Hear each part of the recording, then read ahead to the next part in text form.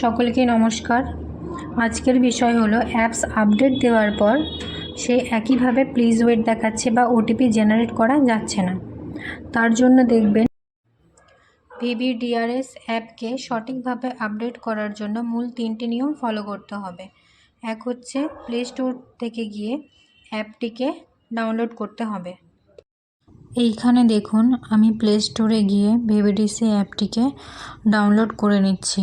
আমার যেহেতু অনেক পুরনো অ্যাপস ছিল, এটা মানে ভার্সানটা অনেকটা পুরনো, তাই আমি আবার থেকে এটাকে আনইনস্টল করে আমি আবার ইনস্টল করে নেব। আমার নেটওয়ার্কটা অফ ছিল, সেই কারণে আমার একটু লেট হলো। এই যে আমি আনইনস্টল করে নিলাম, করে নিয়ে আমি আবার ইনস্টল করে নেব। এবার ইনস্টল করে আমি এটাকে ওপেন করব।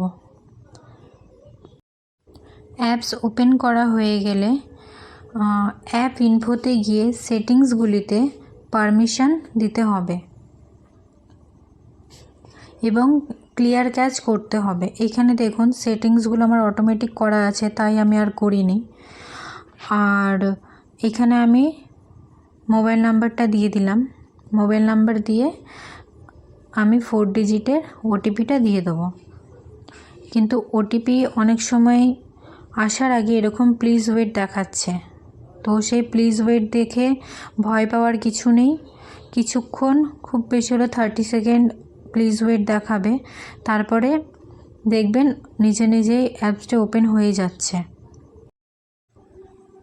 এখানে আমি 4 ডিজিট ওটিপিটা দিয়ে দিলাম, দিয়ে দিলে দেখবেন ওপেন হয়ে যাচ্ছে। দেখুন ওপেন হয়ে গেছে। এখানে একটি নোটস আসছে, সেটিকে ওকে করবেন, করলে দেখবেন ড্যাশবোর্ড ভালোভাবে ওপেন হয়ে যাচ্ছে।